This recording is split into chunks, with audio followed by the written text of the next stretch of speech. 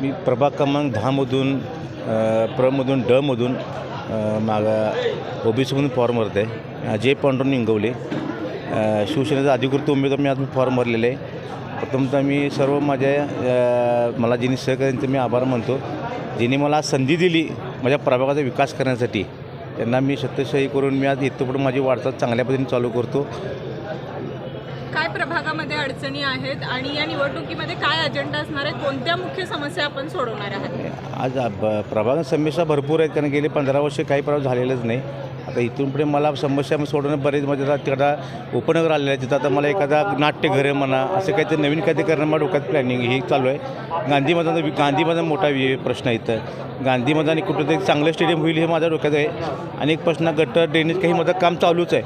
गेली मी 5 वर्ष आमदार साहेबांच्या फंडातून काम चालू ठेवलेलंच आहे. आता जास्तीत जास्त फंड आणून जेवढा प्रभागाचा विकास करता तेवढा मी करण्याचा प्रयत्न करेन.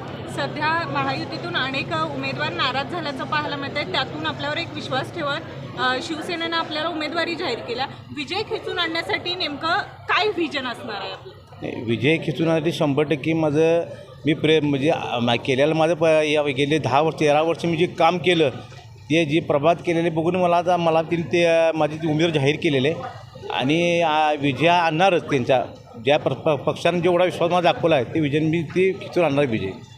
थँक्यू.